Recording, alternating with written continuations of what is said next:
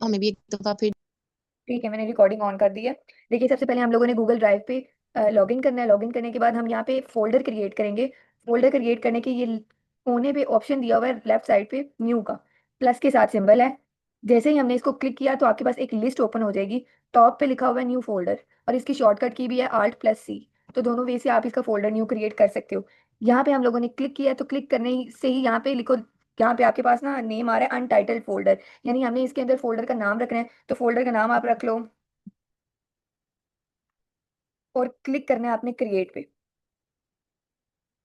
देखिए यहाँ पे फोल्डर का नाम भी आ गया और नया फोल्डर बन गया, साथ में लिखा भी हुआ है इधर कि ये किस टाइम पे बना है। हमने इसको डबल क्लिक करके ओपन किया है। इस टाइम इस फोल्डर के अंदर कुछ नहीं पड़ा होगा। तो हम चाहते हैं हम इसके अंदर एक फाइल को अपलोड करें। अपलोड का मतलब ये होगा कि हम अपनी डिवाइस से किसी फाइल को अपलोड कर रहे हैं इस ड्राइव के अंदर।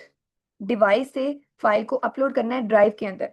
तो हम क्या करेंगे, एक तो राइट क्लिक करने से भी ये फोल्डर ओपन हो जाए, सॉरी लिस्ट ओपन होगी, और दूसरी यहाँ से न्यू के बटन से भी होगी। हम चाहते हैं कि हम राइट क्लिक से करें ताकि वो इसी के अंदर आके स्टोर हो, हमें एक्स्ट्रा लोकेशन ना देनी पड़े। फाइल अपलोड, इसी तरह इसकी शॉर्टकट की भी दी गई है। फाइल अपलोड को क्लिक किया तो हमारे पास देखिए ये कुछ फाइल्स के नाम आ गए। अब हम हमारी फाइल पड़ी हुई है डाउनलोड्स फोल्डर के अंदर। डाउनलोड को हमने क्लिक किया। क्लिक करते ही देखो मल्टीपल फोल्डर्स आ गए हैं यहाँ पर, और इसमें से हम कोई भी एक सिलेक्ट कर लेते हैं। जैसे मैंने इसको अपलोड करना है, मैंने सिलेक्ट किया।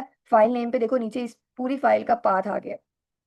ओपन किया, ओपन करते ही देखो राइट साइड पे अपलोडिंग आइटम का मैसेज आ रहा है। फाइल बड़ी थी, इस वजह से देखो वो डाउनलोडिंग में टाइम ले रहा है। ठीक है, यहाँ से पता चला है? Yes ma'am. यस। ये कुछ टाइम लेगा, फिर उसके बाद ये इसके अंदर अपलोड हो जाएगा जैसे ये ब्लू सर्कल कंप्लीट होगा। उसके बाद तब तक हम देख लेते हैं कि बाकी इसके फीचर्स क्या हैं। उसके बाद मैंने आप लोगों को बताया था कि अगर हम लोगों ने इसके अंदर गूगल डॉक्यूमेंट क्रिएट करना है तो हम वो कैसे कर सकते हैं। गूगल डॉक्यूमेंट जिस तरह MS वर्ड होता है हमारे पास, एग्जैक्ट वही फीचर्स इसके अंदर होते हैं, लेकिन फर्क इतना इसके पास होता है कि MS वर्ड के अंदर हमारे पास फीचर्स बहुत ज़्यादा होते हैं, लेकिन गूगल डॉक्यूमेंट के अंदर लिमिटेड फीचर्स होते हैं जिसमें हम लोग एक डॉक्यूमेंट, सिंपल डॉक्यूमेंट को क्रिएट कर सकते हैं। तो जैसे ये ओपन किया, सबसे पहले हम लोगों ने यहाँ पे अनटाइटल्ड डॉक्यूमेंट की जगह इसका नाम देना है। जब हम नाम इधर नया लिख देंगे तो ये ऑटोमेटिकली आपकी ड्राइव के अंदर सेव हो जाएगी। लेकिन हमें MS वर्ड के अंदर एक्स्ट्रा सेव करने की जरूरत पड़ती थी ऑप्शन की, याद है? शॉर्टकट की से भी करते थे, फिर फाइल के अंदर जाके ऑप्शन था सेव का, वहां से भी हम सेव करते थे। लेकिन इधर आप देखो, मैं सिर्फ और सिर्फ यहाँ पे नाम दूंगी। नाम देते ही जैसे ही मैं एंटर प्रेस करूंगी तो इधर देखना है इसके बिल्कुल साथ राइट साइड पे सेव्ड का ऑप्शन आ जाएगा। लिखा आ गया सेव टू ड्राइव।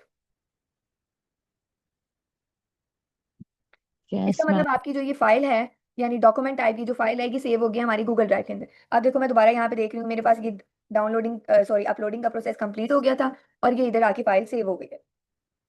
यहाँ तक कोई प्रॉब्लम? No ma'am. ठीक है, उसके बाद ये जो मैंने वर्ड नाम का डॉक्यूमेंट क्रिएट किया है, तो देखिएगा ये भी मेरे पास इधर सेव हो जाएगा। मैम एक दफा दोबारा बताइए। किसका दोबारा बताऊं?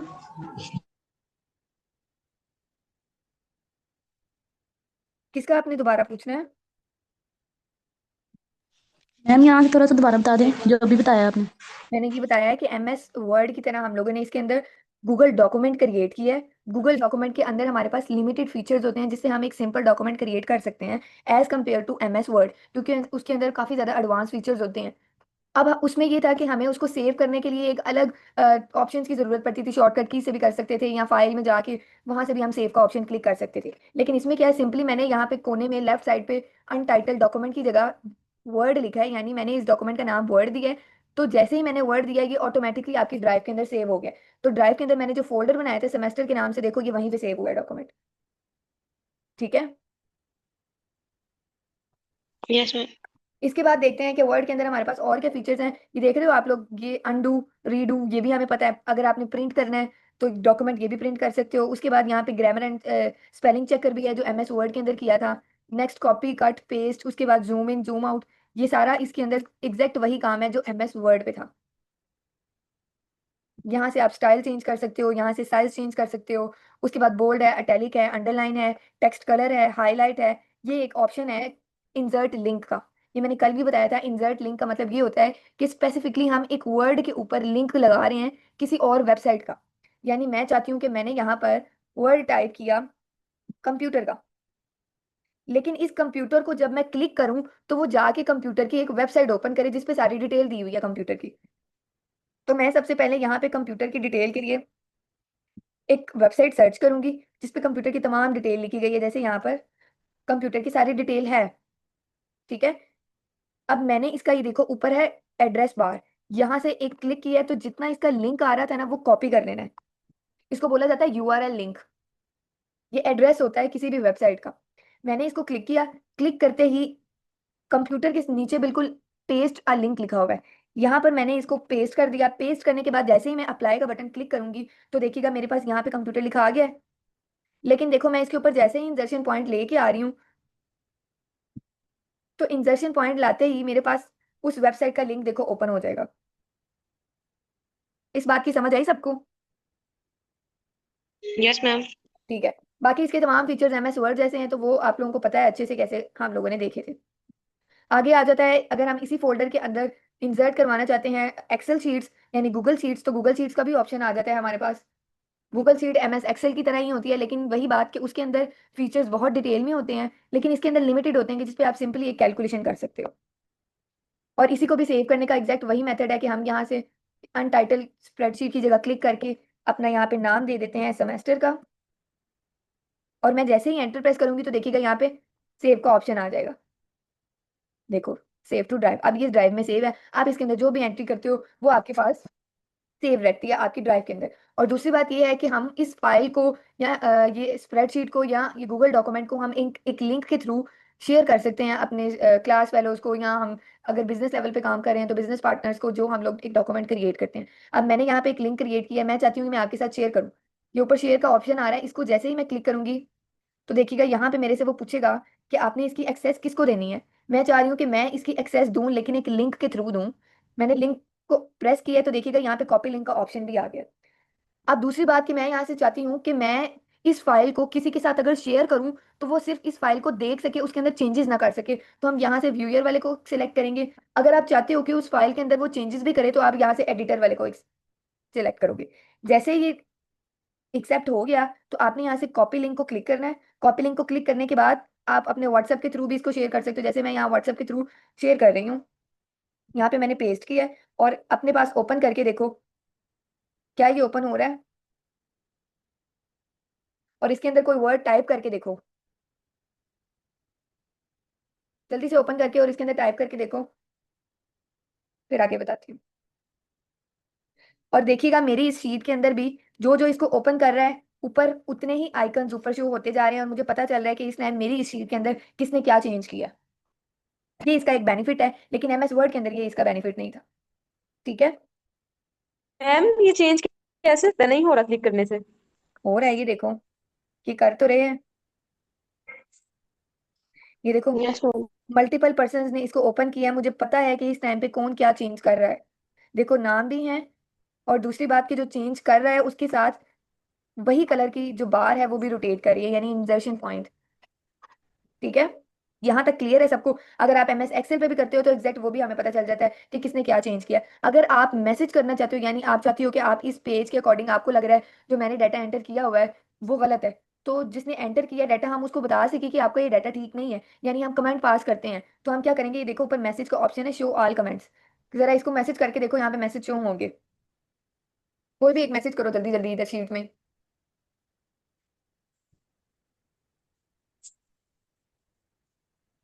यहाँ चेंजेस नहीं, हाँ जैसे ये हेलो का मैसेज अभी आया, यानी हम इसके अंदर बता सकते हैं डॉक्यूमेंट के रिलेटेड कि इसके अंदर कोई मिस्टेक है या कहीं पे चेंजेस करने हैं, तो आपको बगैर किसी प्लेटफॉर्म को, थर्ड पार्टी को यूज करने के बजाय आप इसी के अंदर अपने चेंजेस करवा सकते हो। ठीक है, और मेरे पास इधर भी मैसेजेस के आइकन शो हो रहे हैं। इस टाइम मेरे पास ये 7+ यानी कि 7 से ज्यादा लोगों ने, देखो नीचे लिखा आ रहा है 10 टोटल व्यूअर, यानी 10 लोगों ने इस टाइम इस डॉक्यूमेंट को ओपन किया हुआ है और वो चेंजेस कर रहे हैं। ठीक है, उसके बाद अगर हमारे पास कोई गूगल ड्राइव का लिंक शेयर करता है हमारे साथ, तो इधर लिखा हुआ ऑप्शन लिखा हुआ है शेयर्ड विद मी, तो हमें पता चल जाएगा कि उस टाइम उस बंदे ने हमारे साथ ये चीज शेयर की हुई है। आपकी गूगल ड्राइव पे भी देखो ये आ रहा होगा, और उसमें मेरी ड्राइव का इधर नाम आएगा शेयर्ड बाय के नीचे। मिला है सबको? और अगर हम यहाँ से कोई चीज, मैम तो हमने आपकी आवाज की समझ नहीं आई, क्या बोला आपने? कहाँ पे ऑप्शन आएगा? शेयर्ड विद मी को ओपन करो अपनी ड्राइव में, और यहाँ पर जो मैंने आपके साथ शेयर की है ना फाइल, जो आपने रिसेंट ओपन की है, वहां पर ये मेरी फाइल का लिंक और मेरी फाइल की डिटेल आपको शो हो रही होगी, जैसे ये इधर मेरे पास ये वीडियो शो हो रही है। उसके बाद अगर हम लोग कोई चीज़ डिलीट करते हैं, तो मैंने यहाँ से ये चीज़ डिलीट की है, तो राइट क्लिक करूंगी, राइट क्लिक करने के साथ साथ डाउनलोड का ऑप्शन भी आ रहा है, यानी कि इस फाइल को हम अपने कंप्यूटर के अंदर डाउनलोड कर रहे हैं तो वो भी हम कर सकते हैं। उसके बाद यहाँ पे डिलीट का ऑप्शन लिखा हुआ है मूव टू ट्रैश, यानी ट्रैश में हम लेके जा रहे हैं। ये इधर साइड पे ट्रैश का ऑप्शन है, ये यहाँ पर आ जाएगी। जब तक हम यहाँ से रिमूव नहीं करेंगे तो तब तक ये परमानेंटली डिलीट नहीं होगी। अगर हम परमानेंटली डिलीट करना चाहते हैं तो ट्रैश में आके हम इसको डिलीट करेंगे, फिर भी वो एक बार हमारे से पूछेगा कि आप फॉरएवर डिलीट करना चाहते हो, तो हम करना चाहते हैं, तो जैसे ही मैंने यहाँ से ओके किया तो वो यहाँ से भी गायब हो गया। अब यानी कि वो फाइल मेरे पास अपनी ड्राइव में एग्जिस्ट नहीं कर रही। ठीक है, आगे चले यस हम। मैम। आगे हम लोग कर रहे थे yes ma'am. MS power point. Screen show हो रही है? Yes ma'am. ठीक है, yes MS ma'am. Power point का पता है हम क्यों यूज करते हैं? नो मैम, नहीं पता। अच्छा मैं आपको बताती डिजाइनिंग के लिए। नहीं, डिजाइनिंग के लिए भी हम कह सकते हैं, लेकिन बेसिकली हम ना इसको प्रेजेंटेशंस बनाने के लिए यूज करते हैं। जिस तरह हमारे पास MS वर्ड था, हम स्पेसिफिकली उस पर डॉक्यूमेंट क्रिएट करते थे। डॉक्यूमेंट कोई भी टाइप का हो सकता है, लेटर, बुक, कुछ भी हो सकता है। उसके बाद MS एक्सेल पे आए तो एक्सेल पे सिर्फ हम कैलकुलेशन ही कर सकते थे। आगे हमारे पास MS ऑफिस का एक थर्ड सॉफ्टवेयर है जिसको बोला जाता है MS पावर पॉइंट। ये सॉफ्टवेयर हमारे पास ना प्रेजेंटेशंस बनाने के लिए यूज किया जाता है, यानी इसके अंदर हम स्लाइड्स बनाते हैं। स्लाइड्स वो होती हैं जिसके अंदर हम अपना टेक्स्ट, पिक्चर, ग्राफ, एनिमेशन या वीडियोस लगा सकते हैं, यानी अपने टेक्स्ट को या अपने मटेरियल को ग्राफिकली रिप्रेजेंट कर रहे हैं, किसी के साथ विजुअली रिप्रेजेंट कर रहे हैं। अब देखो, यहाँ पर मल्टीपल टेम्पलेट्स बने हुए हैं, यानी हमारे पास मल्टीपल थीम है। हम चाहते हैं यहाँ पे कोई थीम हमें अच्छा लग रहा है तो हम यहाँ से वो थीम भी सिलेक्ट कर सकते हैं, अदरवाइज हम अपना नया जनरेट करते हैं। तो मैंने यहाँ पे ब्लैक प्रेजेंटेशन को क्लिक करने के बाद देखो यहाँ पे मेरे पास कुछ इस तरह सिंपल सी एक पेज आ रहा है। मैं चाहती हूँ ये सिंपल ना हो, मैंने इसकी डिजाइनिंग करनी है, तो सबसे पहले मैं डिजाइन टैब में जाऊंगी। डिजाइन टैब में जाने के बाद आप देख रहे हो यहाँ पे मल्टीपल थीम है। इसमें से मैं कोई भी थीम जो मुझे अच्छा लग रहा है मैं उसको सिलेक्ट कर लूँ। देखो यहाँ से हम सिलेक्शन जिसके ऊपर मैं लेके जा रही हूँ अपना एरो, और वही आपके पास इधर शो हो रहा है। जैसे मैंने ये सिलेक्ट किया, यहाँ पे हम टाइटल दे रहे हैं, यानी जिसके अकॉर्डिंग आप प्रेजेंटेशन तैयार कर रहे हो। मैं चाह रही हूँ कि मैं कंप्यूटर एक टॉपिक है उस पर प्रेजेंटेशन तैयार कर रही हूँ, तो वो आप इधर टाइप करेंगे। उसके बाद इसका सब टाइटल होगा, यानी हम स्पेसिफिकली इनपुट आउटपुट डिवाइसेस की प्रेजेंटेशन तैयार करेंगे, तो हम यहाँ पे लिख देंगे input and output.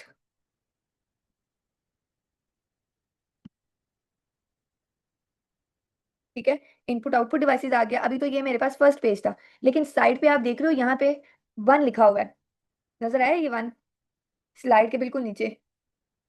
Yes yes. Ma'am. इसको क्या बोलेंगे हम लोग? इसको बोलेंगे स्लाइड पैनल, यानी हम इसके अंदर मल्टीपल पेजेस को इंसर्ट करवा सकते हैं। जैसे ही देखो मैंने यहाँ पे क्लिक किया तो एक ऑरेंज कलर की लाइन आपके पास शो हो रही है। इस लाइन के बाद मैं अगर एंटर प्रेस करती हूँ ना, तो देखिएगा ऑटोमेटिकली मेरे पास सेकंड पेज आ जाएगा। आ गया second page? Yes ma'am. Second page के साथ साथ ना देखिएगा इसका फॉर्मेट भी चेंज हो गया। पहले फॉर्मेट चेंज था, मैम सेकंड पेज का। सेकंड पेज ऐसे आया कि देखो 1 के बाद अगर मैं नीचे क्लिक करती हूँ स्लाइड पैन पे, तो यहाँ पे एक ऑरेंज कलर की लाइन शो हो रही है। इसके बाद मैंने जैसे ही क्लिक किया तो सेकंड पेज आ गया।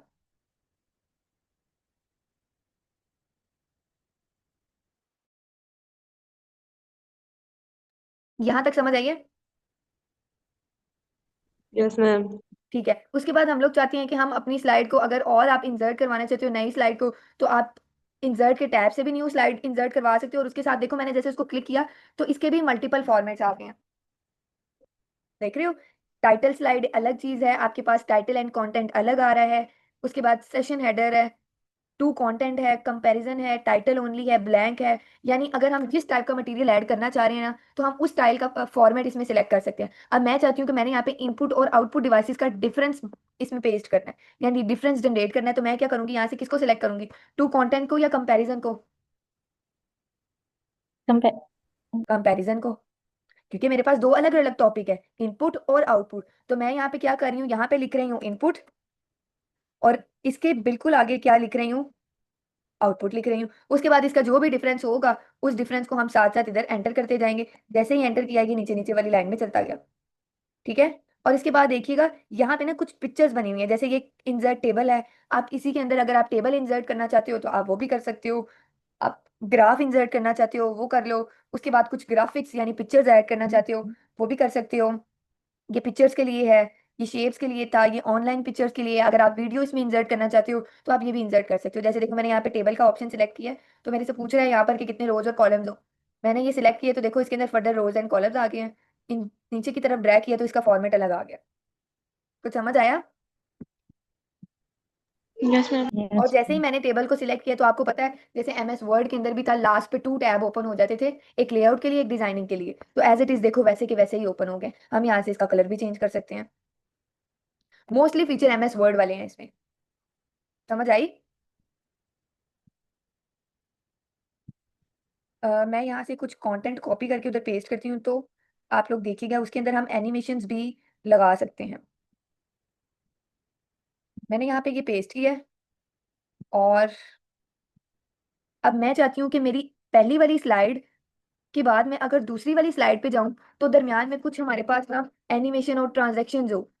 तो देखो ये ट्रांजैक्शन है, एक स्लाइड से दूसरी स्लाइड पे जाने के बाद आपके पास कुछ ऐड होगी ट्रांजैक्शंस। यानी मैं चाहती हूँ ये कर्टन वाली हो या कट वाली हो। तो जैसे ही देखो मैंने क्लिक किया ये आ गया, या फेड, ये देखो जैसे ही मैं क्लिक कर रही हूँ आपके पास इसके अंदर इफेक्ट नजर आ रहा है। पुश का है तो देखो पुश का इफेक्ट है, स्किप का है, स्प्लिट का है। ये मेरी फर्स्ट स्लाइड के ऊपर जैसे ही मैंने इसके ऊपर ट्रांजैक्शन ऐड की तो देखिएगा लेफ्ट साइड पे 1 के नीचे एक स्टार बना आ गया। नजर आया? इसका मतलब कि इस लाइन के ऊपर मैंने ट्रांजैक्शन लगा दी है। और ट्रांजैक्शन क्या होती है लड़कियों, क्या हो गया? ट्रांजैक्शन होती है, हमारे पास ये इफेक्ट होता है एक स्लाइड से दूसरी स्लाइड पर जाते ही ये शो होता है। उसके बाद मैं सेकंड पे जा रही हूँ, सेकंड पे मैंने यहाँ पे लगा दिया, मेरे पास रैंडम बार्स इस तरह आ गए। उसके बाद मैं थर्ड स्लाइड पे लगाती हूँ यहाँ पे पुश का लगा दिया। अब मैंने अपने कीबोर्ड से F5 प्रेस किया है। कीबोर्ड से अगर आप F5 प्रेस करते हो ना तो इसकी फुल स्क्रीन पे ये स्लाइड आपके पास शो होती है। समझ आइए कैसे आया है? Yes ma'am. मैंने F5 को क्लिक किया तो मेरे पास ये देखो ये शो हो गया है। अब मैं एरो की से नेक्स्ट स्लाइड पे मूव करूंगी तो देखिएगा मेरे पास नेक्स्ट स्लाइड ओपन होके इफेक्ट पहले शो हुआ है और उसके बाद फिर नेक्स्ट स्लाइड पे आया है। इसी तरह मैं थर्ड पे जाऊंगी एरो कीज को प्रेस करते हुए तो देखिएगा थर्ड पे भी पहले इफेक्ट शो होगा यानी ट्रांजैक्शन, फिर उसके बाद देखिएगा मेरे पास थर्ड स्लाइड आएगी। समझ आ गई यहाँ? एक दफा मैं दोबारा रिपीट करती हूँ। इस टाइम मेरे पास 3 स्लाइड्स हैं। मैंने इन 3 स्लाइड्स के अंदर अपना मटेरियल ऐड किया हुआ है और मैं चाहती हूँ कि मैं जैसे ही एक स्लाइड से दूसरी स्लाइड पे जाऊँ तो कुछ इफेक्ट शो हो और फिर मेरे पास दूसरी स्लाइड वो ओपन हो। उस इफेक्ट को बोलते हैं ट्रांजैक्शंस। ठीक है। ये हम ट्रांजैक्शन टैब से इसको इंसर्ट करवाते हैं। मैंने यहाँ पे देखो चेंज किया फेड वाला। जितनी मैंने ट्रांजैक्शन लगाई है देखो साइड जो आपकी है स्लाइड प्लान, इसके अंदर नीचे नंबर्स के साथ साथ स्टार बना रहा है। इसका मतलब ये है कि हमारे पास इन तीनों स्लाइड्स के अंदर इफेक्ट लगे हुए हैं। अब मैं चेक करने जा रही हूँ प्रेजेंटेशन मोड पे जाने के लिए हम F5 को क्लिक करते हैं। दोबारा बता रही हूँ, प्रेजेंटेशन मोड पे जाने के लिए हम F5 को कीबोर्ड से प्रेस करेंगे तो देखिएगा ये मेरी पूरे स्क्रीन पे एक स्लाइड शो होगी। ठीक है। उसके बाद मैं एरो की से नेक्स्ट स्लाइड पे मूव कर रही हूँ तो देखिएगा पहले इफेक्ट आएगा फिर उसके बाद नेक्स्ट स्लाइड आएगी। आ गई यहाँ तक? फिर उसके बाद थर्ड पे जा रही हूँ तो इफेक्ट आएगा और नेक्स्ट स्लाइड आएगी। यहाँ तक किसी को कोई मसला मसाइल समझ आ गई? मैम हर Yes, स्लाइड के ma'am. लिए जो है सेपरेट इफेक्ट लगेगा। हाँ, हर स्लाइड पे हम सेपरेट भी लगा सकते हैं और अगर आप चाहते हो कि हर स्लाइड पे सेम लगाना है तो आप सेम सिलेक्ट कर लो। ये आपकी मर्जी है, आप कैसे डिजाइनिंग करते हो।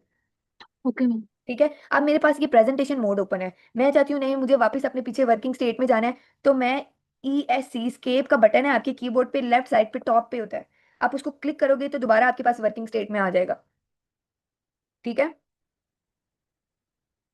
ये तो था हमारे Yes, स्टूडेंट्स ma'am. के दरमियान की ट्रांजैक्शन। लेकिन अब हम चाहते हैं कि हम एनिमेशन लगाएं। एनिमेशन वो होती है जो आप टेक्स्ट पे लगाना चाहते हो। एनिमेशन मैं लग चाह रही हूँ कि मैंने एनिमेशन लगानी है। देखो अभी मैं यहाँ पर मैंने होल स्लाइड को क्लिक किया तो एनिमेशन वाले बॉक्स में ये सारे इफेक्ट्स डिसअपियर हैं। देख रहे हो? मैं किसी पे क्लिक कर रही हूँ तो कोई इफेक्ट नहीं आ रहा। Yes ma'am. लेकिन हमने क्या करना है, एनिमेशन हम उस पे लगाते हैं स्पेसिफिकली वर्ड्स पे या आप पैराग्राफ पे जो आपने इसके अंदर टेक्स्ट ऐड किया होता है ना, हम एनिमेशन उस पर लगाते हैं। तो जैसे देखो मैं कंप्यूटर को क्लिक करूंगी ना, ये अपीयर हो जाएगा। मैंने कंप्यूटर को क्लिक किया, ये देखो ये अपीयर हो गया। और मल्टीपल टेम्पलेट्स दिए गए हैं इसके अंदर भी। और मैं यहाँ पे अभी चूज कर रही हूँ फ्लोट इन का। ये देखो फ्लोट इन का मतलब कि नीचे से वो ऊपर की तरफ टेक्स्ट आ रहा है। फ्लाई इन का देखो, उसके बाद ये देखो जिस जिस पे मैं क्लिक कर रही हूँ वैसा ही वो इफेक्ट आ रहा है। और साइड पे देखो नंबर भी 1 शो हो गया, यानी पहली एनिमेशन मैंने इस पे लगाई है। जैसे ही मैं ये स्लाइड ओपन करूंगी तो सबसे पहले मैं जो एनिमेशन मैंने जिस पे सबसे पहले लगाई हुई है ना, वो मेरे पास आएगा सामने। उसके बाद मैं जैसे ही ये इनपुट आउटपुट को क्लिक करती हूँ तो मैंने यहाँ पे एनिमेशन लगा दी शेप की, तो ये देखो शेप की तरह शो हुआ है हमें। फिर उसके बाद मैं नेक्स्ट स्लाइड पे जाती हूँ। नेक्स्ट स्लाइड पे जाने के लिए मैं यहाँ पे इस पूरे पैराग्राफ की एनिमेशन लगाना चाहती हूँ। तो देखिएगा नीचे मल्टीपल एनिमेशन की ऑप्शन है। पल्स का मैंने पल्स का लगा दिया। यहाँ पे देखो कलर का, मल्टीपल एनिमेशन है। आप अपनी मर्जी से कुछ भी यहाँ पे सिलेक्ट कर सकते हो। ये देखो इससे जरा ज्यादा पॉइंट आउट हो गया। उसके बाद मैं थर्ड स्लाइड पे यहाँ पे लगा देती हूँ इनपुट पे स्प्लिट वाला, और आउटपुट पे भी मैं स्प्लिट वाला ही लगाती हूँ। ये आउटपुट है, इस पे मैं लगा देती हूँ फेड वाला। ठीक है, इसको मैं डिलीट कर देती हूँ। सिलेक्ट करने के बाद हम क्या करते हैं, इसको डिलीट की प्रेस करोगे तो ये डिलीट हो जाएगा आपके पास से।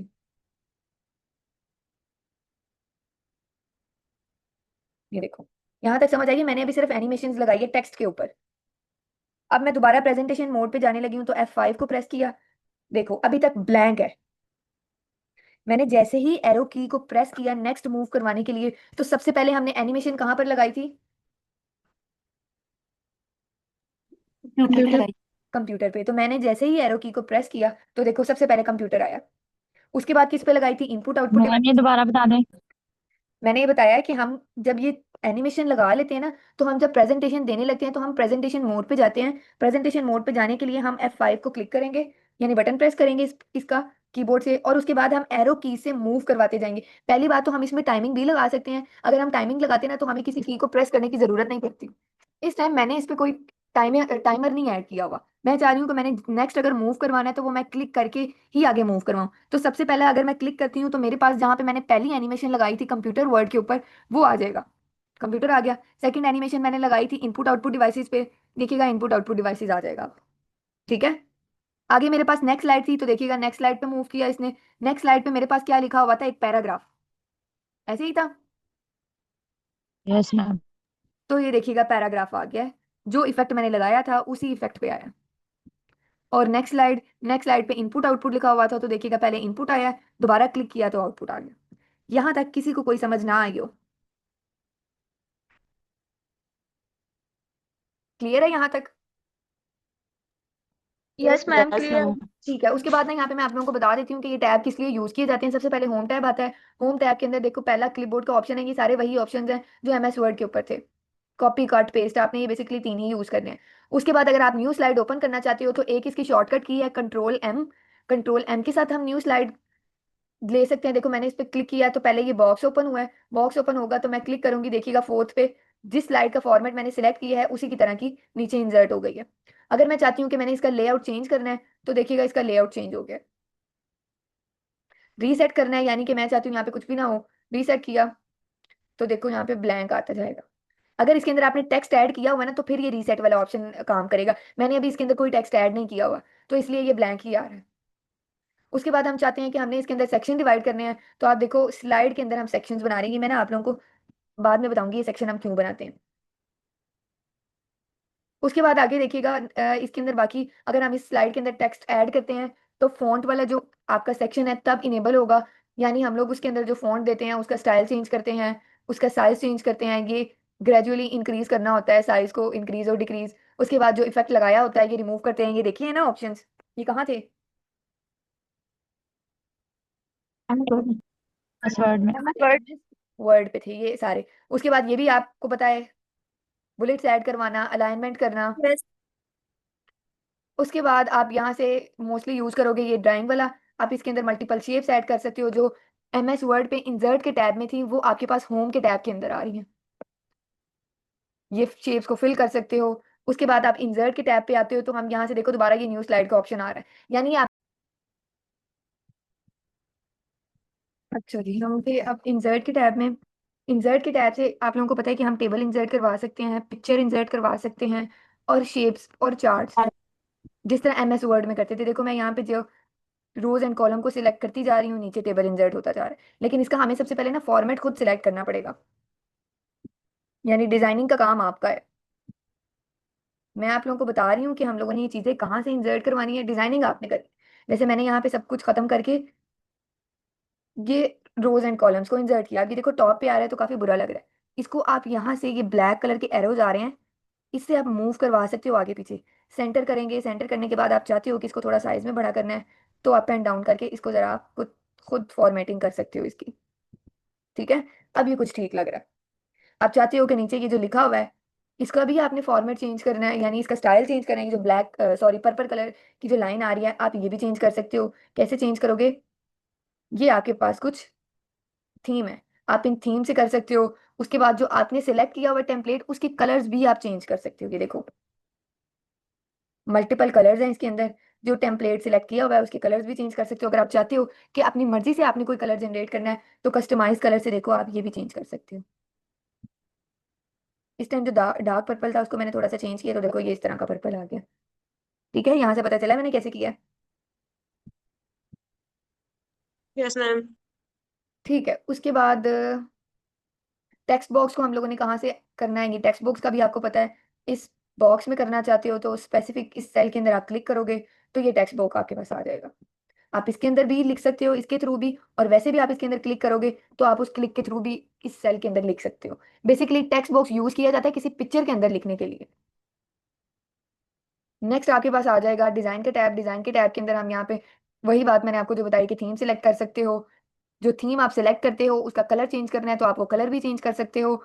नेक्स्ट आपके पास आ रहा है यहाँ पे स्लाइड साइज। जिस तरह पेज साइज होता था, याद है पेज साइज पोर्ट्रेट में हम करते थे और लैंडस्केप में करते थे, यस मैम। उसी तरह हम एक स्लाइड का साइज भी चेंज कर सकते हैं। स्टैंडर्ड हमारे पास होता है 4x3। ये देखो ये छोटा हो गया, देखा है? अब जो मैंने इसके अंदर टेबल ऐड किया था वो बाहर आ रहा है।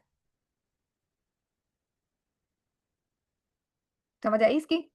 उसके बाद देखो अब मैं दोबारा इस पे वाइड स्क्रीन, मैम एक दफा रिपीट कर दें ये वाला। मैं दोबारा बताती हूँ। बेसिकली स्लाइड साइज का मतलब ये होता है कि जो हमारा ये जो वाइड पेज बैकग्राउंड पे नजर आ रहा है ना, हमने इसका साइज सिलेक्ट करना है। तो दो साइज इसमें दिए हुए हैं, एक स्टैंडर्ड होता है 4x3 का, और दूसरा होता है वाइड स्क्रीन जिसका साइज होता है 16:9। जिस तरह हम MS वर्ड पे करते थे ना, उसका साइज नॉर्मल पेज होता था, एक लीगल पेज होता है, उसके बाद एक A4 साइज होता है। हम उसी तरह का ही देखो पेज बना रहे हैं। मैंने वाइड सेलेक्ट किया तो देखो इसकी चौड़ाई ज्यादा हो गई है। और अगर मैं यहाँ से स्टैंडर्ड करती हूँ तो देखिएगा इसकी विड्थ कम हो जाएगी। मैक्सिमम और इंच और फिट, मैं चाह रही हूँ इंच और फिट रहे, तो देखो अंदर जो मटेरियल है ना उसको भी उसने कंसाइज कर दिया। समझ आई इस चीज की? Yes ma'am. ठीक यस है, मैम। नेक्स्ट स्टेप हमारे पास आ जाता है यहाँ पर ट्रांजैक्शंस का। यानी जो हम ट्रांजैक्शन, वो इफेक्ट होते हैं जो हम एक स्लाइड से दूसरी स्लाइड पे लगाते हैं जाने के लिए। यानी पहले का हमने जो इफेक्ट लगाया है ना, हम दूसरी स्लाइड पे जाएं तो पहला वो इफेक्ट हमें नजर आए, फिर उसके बाद हमारे पास वो स्लाइड ओपन हो। तो इसलिए हमें ट्रांजैक्शन लगाते हैं। ट्रांजैक्शन के अंदर हम लोग कोई साउंड भी ऐड कर सकते हैं, यानी म्यूजिक वगैरह, बैकग्राउंड म्यूजिक जो होता है ना, वो हम इसमें ऐड कर सकते हैं। जिस तरह हम वीडियो को एडिट करते हैं, मल्टीपल पिक्चर्स को एक साथ कंबाइन करते हैं, फिर हम वीडियो प्ले करते हैं तो बारी बारी वो पिक्चर मूव कर रही होती है और बैकग्राउंड पे हमने कोई सॉन्ग प्ले किया होता है। पता है इस चीज का? कैपकट तो सभी यूज करते हैं ना। Yes ma'am. उसी तरह आपका ये स्लाइड का काम भी है। हमने पिक्चर्स को, अपनी मर्जी की पिक्चर्स को ऐड करते जाना है। और इस MS पावर पॉइंट का मतलब ये है कि हमने अपनी मर्जी से यहाँ पर स्लाइड्स को ऐड करते जाना है। दोनों का कंपैरिजन करो। फिर ऐड करने के बाद हम क्या लगाते हैं? कुछ एनिमेशंस लगाते हैं, ट्रांजैक्शंस लगाते हैं। मतलब एक पिक्चर से दूसरी पिक्चर पे अगर मूव करना है तो वो किस तरह पिक्चर किस इफेक्ट में हमारे पास शो हो, ऐसे ही होती है कैपकट पे। यस मैम यस अच्छी होता मैम। फिर उसके बाद हम देखते हैं कि अगर हम लोगों ने इसके बैकग्राउंड पे कोई म्यूजिक लगाना है तो हम वो म्यूजिक भी लगा सकते हैं। एज इट इज हम यहाँ पे देखो लिखा हुआ है साउंड। इस टाइम नो साउंड है हमारे पास, यहाँ पे कोई साउंड नहीं लगाया हुआ मैंने, तो इस टाइम यहाँ पे नो साउंड आ रहा है। अगर आपके पास इस कंप्यूटर के अंदर कोई साउंड है तो आप वो भी लगा सकते हो। देखो नीचे वैसे भी ये म्यूजिक टाइप दे रहे हैं। मैं यहाँ पर लगाती हूँ तो शायद आवाज आ जाए, चला के देखते हैं।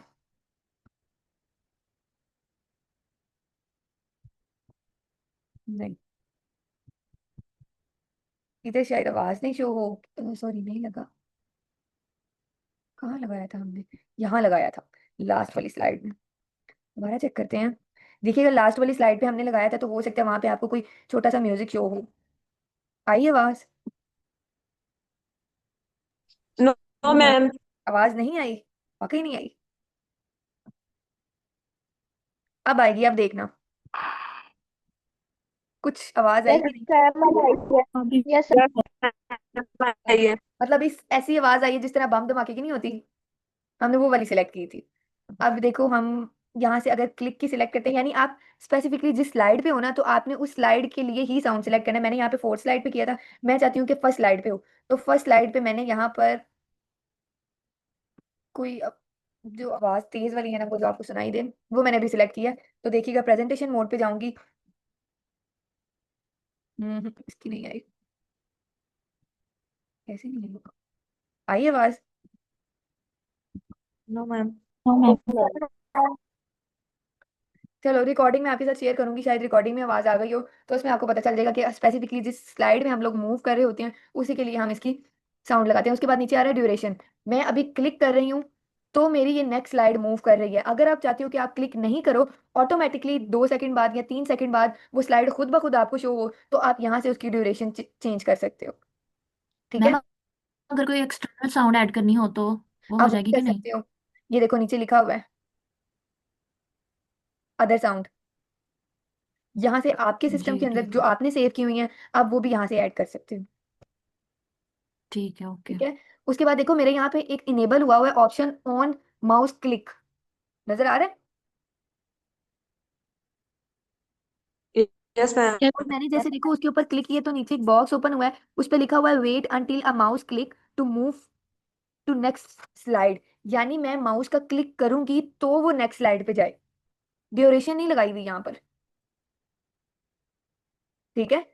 अगर मैं इसको डिसेबल कर रही हूँ और फिर मैं यहाँ पे 2 सेकेंड्स, ये तो 25 सेकेंड बहुत ज्यादा है, 1 सेकेंड का मैं यहाँ पे ड्यूरेशन लगा रही हूँ और मैं चाह रही हूँ कि सारी स्लाइड के ऊपर ये एक ही टाइम हो, तो मैंने अप्लाई टू ऑल पे क्लिक किया। इसका मतलब ये सब पे अप्लाई हो गया। अब देखिएगा यहाँ पर क्या ये शो होता है।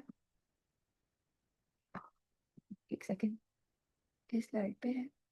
यहाँ से हम इसको, ये तो 1 मिनट बहुत ज्यादा हो गया है। चलो देखते हैं कि क्या काम करता है ये देखो खुद ब खुद आ रहा है, मैं अब क्लिक नहीं कर रही। पहली स्लाइड पे मैंने टाइम लगाया था, तो देखिएगा पहली स्लाइड जैसे ही मैं प्रेजेंटेशन मोड पे लाई हूँ, वो ऑटोमेटिकली एक एक सेकंड के बाद उसको चेंज कर रहा है। ठीक है? Yes ma'am. और ड्यूरेशन आप अपनी मर्जी से रख सकते हो, 1 सेकंड, 2 सेकंड। और हम ये पता है क्यों यूज करते हैं, जब हम प्रेजेंटेशंस दे रहे होते हैं ना, जैसे आप लोगों ने ड्रामाज में भी देखा होगा, मल्टीनेशनल कंपनीज हैं, उन्होंने अपने हाथ में एक रिमोट पकड़ा होता है और सामने प्रोजेक्टर पे स्क्रीन पे हम लोगों ने ये स्लाइड चलाई होती हैं। अब वो क्या कर रहे होते हैं, यस वो साथ साथ बोल रहे होते हैं, और पीछे उनके जो बैकग्राउंड पे उनकी स्लाइड्स चल रही होती हैं, वो ऑटोमेटिकली मूव कर रही होती हैं। ऑटोमेटिकली खुद ही टेक्स्ट आ रहा होता है जो वो बोलते हैं, नेक्स्ट फिर वही उनका टेक्स्ट ऐड होता है। यानी जैसे जैसे वो बोल रहे हैं ना, वैसे वैसे वो चेंजेस होते जा रहे हैं। देखा है किसी ने ये? क्या बोला आपने? प्रेजेंटेशन मोड में होता है, लेकिन हम प्रेजेंटेशन मोड में सिलेक्शन करते हैं अपने वर्ड्स के रिलेटेड। यानी मुझे पता है कि मैं पहली स्लाइड पे अगर हूँ, तो पहली स्लाइड के अंदर मैंने जितना मटेरियल ऐड किया हुआ है, मैं उसको प्रेजेंट करते हुए मुझे हो सकता है 25 सेकंड लगे या 10 सेकंड लगे। उसके बाद जैसे ही मुझे 10 सेकंड के बाद दूसरी स्लाइड की जरूरत पड़े, दूसरी स्लाइड के अंदर जो मटीरियल लिखा हुआ है वो मैं बोलने लगी हूँ, तो एग्जैक्ट वही टाइमिंग पे मेरे पास वो मटीरियल आए, पहले ना आए या बाद में ना आए। इस तरह अगर वो बाद में आता है तो टाइमिंग का कंफ्लिक्ट आ जाता है। वो चीज़ हम इसी की वजह से सिलेक्ट करते हैं। ठीक है? यहाँ तक अभी किसी को प्रॉब्लम, कोई चीज ना समझ आई हो? No ma'am. ठीक है, आज का ना आपका यही तक का टास्क है। आप लोगों को स्लाइड बनानी आनी चाहिए, यानी न्यू अगर आप जनरेट कर रहे हो ब्लैंक प्रेजेंटेशन, तो उसमें आपको पता होना चाहिए हमने थीम कहाँ से सिलेक्ट करना है, डिजाइन टैब से। अगर आप थीम सिलेक्ट कर रहे हो तो उसके बाद आपको पता होना चाहिए कि पहली स्लाइड हमारी होती है, वो टॉपिक का नाम होता है सिर्फ, उसके अंदर और एक्स्ट्रा मटेरियल हमने ऐड नहीं किया होता। जैसे मैंने यहाँ कंप्यूटर लिखा, उसके बाद मैं ऐड करना चाह रही हूँ दूसरी स्लाइड जिसके अंदर मैं कंप्यूटर के बारे में थोड़ा सा लिखा होना चाहिए, तो आपने वो मटेरियल ऐड करना है। फिर उसके बाद आगे मैं देख रही हूँ कि मेरे पास आती हैं कंप्यूटर के कंपोनेंट्स, तो मैं कंप्यूटर के कंपोनेंट्स यहाँ पे लिखना चाहती हूँ, तो उस हिसाब से आपने इसका डिजाइन भी खुद सिलेक्ट करना है। और वो कहाँ से हम सिलेक्ट करते हैं? लेआउट से। ठीक है? और यस अगर आप चाहते हो कि कंप्यूटर के कंपोनेंट में जैसे हमारे पास हार्डवेयर एंड सॉफ्टवेयर आता है, तो हार्डवेयर और सॉफ्टवेयर का हमने कंपैरिजन करना है, यानी डिफरेंशिएट करना है, तो दरम्यान में टेबल लगा के करेंगे। तो हमें पता होना चाहिए कि हमने यहाँ से लेआउट सिलेक्ट करना है कंपैरिजन वाला। फिर एक तरफ हम सॉफ्टवेयर की लिखेंगे चीज़ें और दूसरी तरफ हम हार्डवेयर की लिखेंगे चीज़ें। यानी आप जैसे जैसे स्लाइड्स बनाते जा रहे हो ना, तो आपको उसके बारे में पता होना चाहिए कि हमने उसका लेआउट कैसे डिज़ाइन करना है, हम कौन सा मटेरियल ऐड करना चाह रहे हैं, तो उसके लिए हमारे पास फॉर्मेट क्या होना चाहिए। फिर एक स्लाइड से दूसरी स्लाइड पे मूव कर रहे हो, तो आपके पास उसके लिए ट्रांजैक्शन कौन सी सूटेबल होती है, वो आपने ऐड करनी है। फिर उसके बाद आप चाहते हो कि आपका टेक्स्ट जैसे जैसे आप बोल रहे हो उसी हिसाब से टाइमिंग के अकॉर्डिंग आप सेट करते हो, तो वो टाइमिंग भी आप इससे सिलेक्ट कर सकते हो। बाकी फर्दर चीज़ें अगर आपने पिक्चर ऐड करनी है तो वो सारी चीज़ें जैसे हम MS वर्ड पे करते थे सेम वही प्रोसीजर यहाँ पर भी है। कुछ समझ आया या ऊपर से गुजरता गया आ गया समझ। सबको? यस मैम ठीक है, रिकॉर्डिंग आपके पास है। ये मैं ना रिकॉर्डिंग अपनी ड्राइव में ही अपलोड करके तो ड्राइव का लिंक आपके साथ शेयर कर दूंगी, क्योंकि इस तरह तो वो बहुत टाइम लेगी और व्हाट्सएप पे सेंड नहीं होगी। तो ड्राइव का लिंक भेज दूंगी, आप उस लिंक से ओपन कीजिएगा तो दोनों आपके पास आ जाएंगी आज की रिकॉर्डिंग्स। किसी का कोई क्वेश्चन है तो वो पूछ सकता है। मैम हम इनमें मल्टीप्लाई कर सकते क्या कर सकते हैं? सॉरी आपकी आवाज़ ठीक नहीं आई।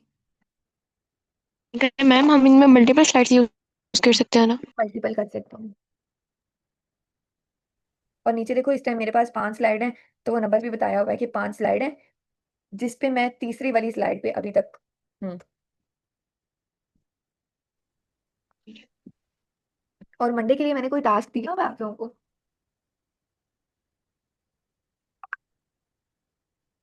सारी पुरानी असाइनमेंट चेक करनी है आपने। ये तो असाइनमेंट थी हमने ना। वो क्या कहते बाकी हैं, हमने स्टार्ट किया है। मुझे समझ नहीं आई क्या बोला है। मैम आपने इंटर का रिजल्ट कार्ड बनाने का बोला। इंटर का रिजल्ट कार्ड, वेरी गुड, ये तो मैंने बोला था। हाँ, सबसे पहले तो मैंने यही चेक करना है। ओके मैम ठीक है। ठीक है, और इसके बाद और तो वैसे कोई काम नहीं करना। बाकी हम लोगों ने अपना चैप्टर 4 स्टार्ट करना है, इनपुट आउटपुट डिवाइसेस का। कोशिश करेंगे कि हम ना वो 3 दिन में खत्म कर लें। हो जाएगा 3 दिन में, काफी ज्यादा चीजें तो यस हमने पहले पढ़ी हुई हैं, मैम। बस चैप्टर के साथ साथ। यस। चलिए।